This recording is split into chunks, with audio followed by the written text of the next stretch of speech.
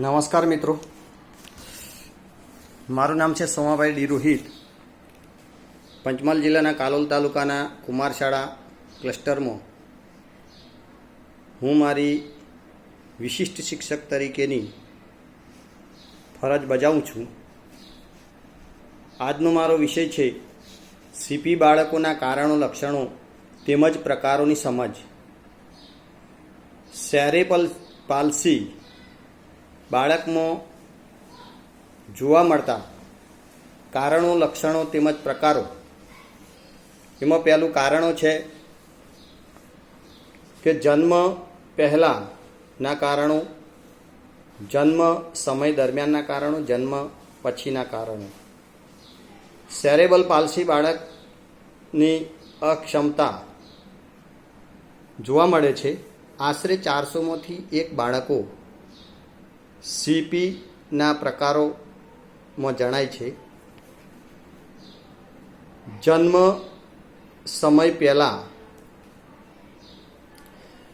કારણો. મુખ્ય કારણોમાં ચોક્કસ જણાઈ શકતા નથી કે જાણી શકાતા નથી, પરંતુ જન્મ સમય પહેલાં માતાને કોઈ રોગ થયો હોય, માતા કોઈ વ્યસન કરતા હોય, ગર્ભાવસ્થા દરમિયાન માતાને કોઈ અકસ્માત થયો હોય, માતાનું પડી જવાથી બાળકના મગજમાં નુકસાન થયું હોય, માતા કોઈ ધૂમ્રપાન કે મદિરાપાન કરતી હોય, માતાને કુપોષણથી પીડાતા હોય, તો તેવા સમયે જન્મ સમય પહેલાં તેને આ કારણો આપણે લઈ શકીએ. જન્મ સમય દરમિયાન અપરિપક્વ, દાખલા તરીકે અધૂરા મહિને જન્મ, માતાને 1 થી વધુ બાળકો, દાખલા તરીકે અમુક માતાઓને જોડિયા ટ્વિન્સ બાળકો આવે છે, અમુક માતાઓને 3 બાળકો આવે છે. એમાં બાળકનો 2 કિલો કરતો ઓછું વજન હોવું, અધૂરા માસે જન્મ થવો, જન્મ પછી તરત બાળક રડ્યું ના હોય, ઓક્સિજન પૂરતા પ્રમાણમાં મળ્યું ના હોય, જન્મ સમયે ચીપિયાથી તેની જન્મ કરવામાં આવ્યો હોય અને માથાના ભાગમાં ચીપિયાથી ઈજાઓ થઈ હોય, બાળક ભૂલથી પડી ગયું હોય અને માથાના ભાગમાં ઈજાઓ થઈ હોય, તો સીપી થવાના શક્યતાઓ વધી જાય છે. જન્મ પછીના કારણો. જન્મ પછી કમળો થયો હોય, મેનિન્જાઇટિસ થયું હોય, મગજને નુકસાન થયેલું હોય, ઝેરી મેલેરિયા, કફ કે ચેપ લાગવાથી મગજનો લકવો, સ્નાયુઓનું હલનચલન થતું નથી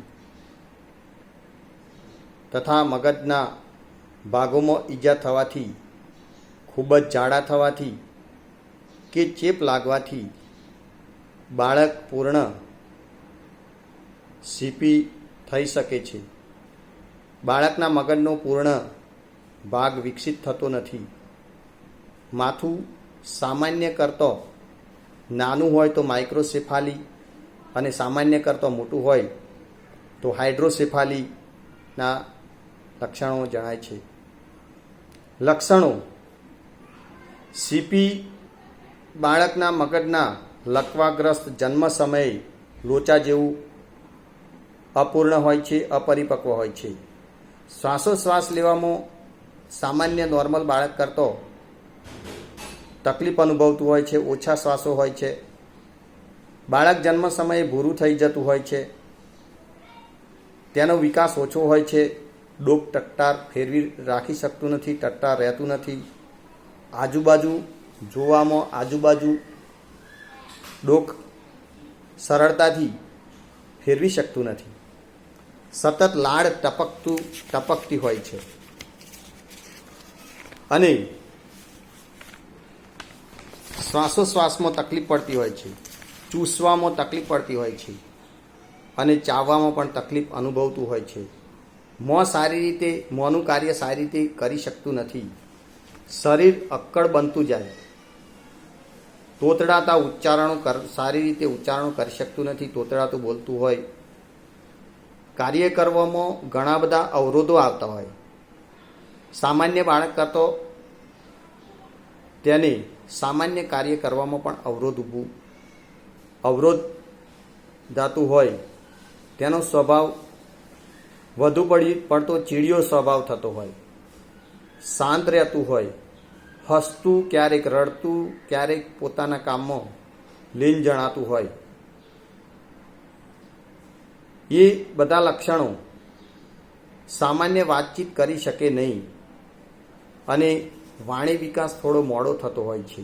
સામાન્ય બાળક કરતો વાણી વિકાસ અસ્પષ્ટ વાણી ભાષાનો ઉપયોગ કરી શકતું. બોલવામાં તે ધીમો વિકાસ હોય છે અને ઠોઠ માનવામાં આવે છે. જોઈએ એટલો વિકાસ થતો નથી. આ છે સીપીના લક્ષણો. પ્રકારો: સ્પાસ્ટિક સીપી. 65 બાળકો યા યુવાનોમાં સ્નાયુઓની અકળતા જોવા મળે છે. સ્પાસ્ટિક સીપીમાં મગજના મુખ્ય ભાગમાં મોટા મગજમાં ઈજાઓ થવાના કારણે થાય છે. હલનચલનમાં તકલીફ પડે છે અથવા તો ઓછું થાય છે. સ્નાયુઓનું અક્કડ. કોઈપણ વસ્તુ પકડવામાં છોડવામાં ઘણી મુશ્કેલી અનુભવતું હોય છે. વાણી વિકાસ નોર્મલ બાળક કરતો ઘણો ધીમો અથવા તો મોડો થતો હોય છે. ઓપરેશનના કારણે આ બધામાં થોડું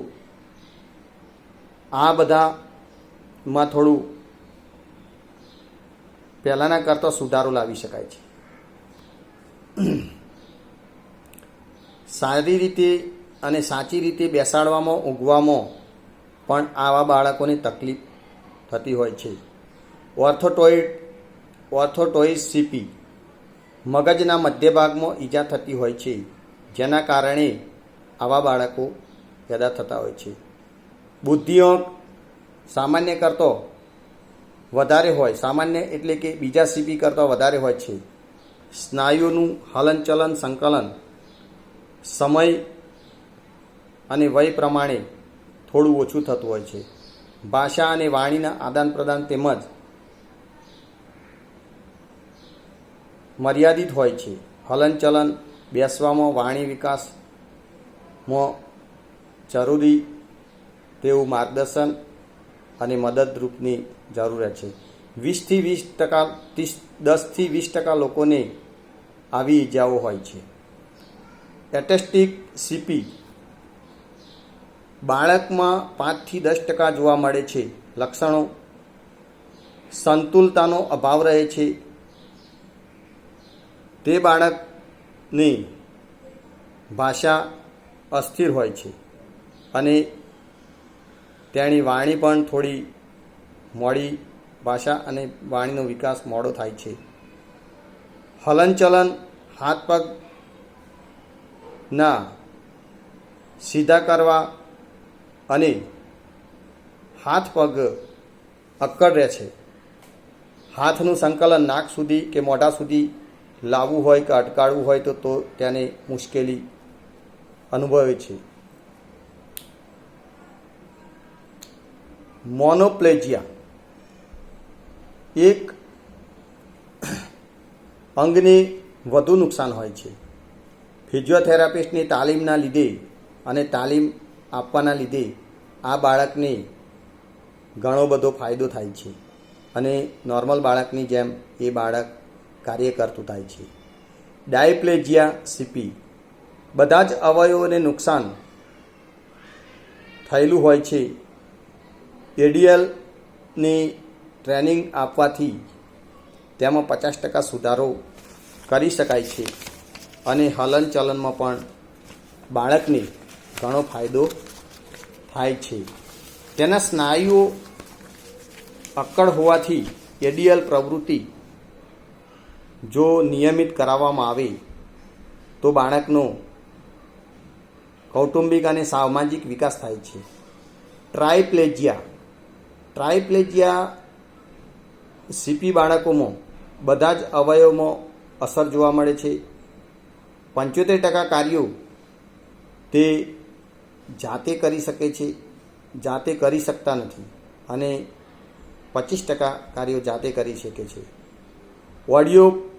ઓડિયાપ્લેજિયા આખું શરીર અસરગ્રસ્ત હોય છે. પોતે સીપી એટલે સૂતા જ રહેવું, આનો પ્રકાર આવો હોય છે. 100% વાલીઓના મદદથી આવા બાળકો અને 100% ખુરશીવશ કે 100% પથારીવશ હોય છે. તો બધા જ કાર્યો બીજાના ઉપર આધાર રાખવા પડે છે. ખાવાનું, પીવાનું અને દૈનિક કાર્યો પોતે કરી શકતા નથી. આવા બાળકો કાયમી સૂતા જ રહે છે. મગજ તથા શરીરના તમામ અંગો અવયવોમાં આવા લક્ષણો દેખાય તો આવા સીપી બાળકોને થેરાપિસ્ટ, ફિઝિયોથેરાપિસ્ટ, સ્પીચ થેરાપિસ્ટ અને અન્ય તેના સ્પેશિયલ એજ્યુકેટરો તથા ડૉક્ટરોની સલાહ પ્રમાણે આ બાળકનો ઉછેર કરવો અને વધુ માતા પિતાએ અને તેમના ઘરના સભ્યોએ તેનો સ્વીકાર કરવો. અને આ અત્યારની કોવિડ-19 વિશ્વ જેની સાથે ઝઝૂમી રહ્યો છે તેવા સમયે આ એક મારો નાનકડો પ્રયાસ છે. બાળકને હોમ લર્નિંગ શિક્ષણ આપવામાં આ મારો વિડીયો ખૂબ જ ઉપયોગી અને પુરવાર નીવડશે અને મારો આ નાનકડો પ્રયાસ છે. અસ્તુ. જય હિન્દ, જય માતા.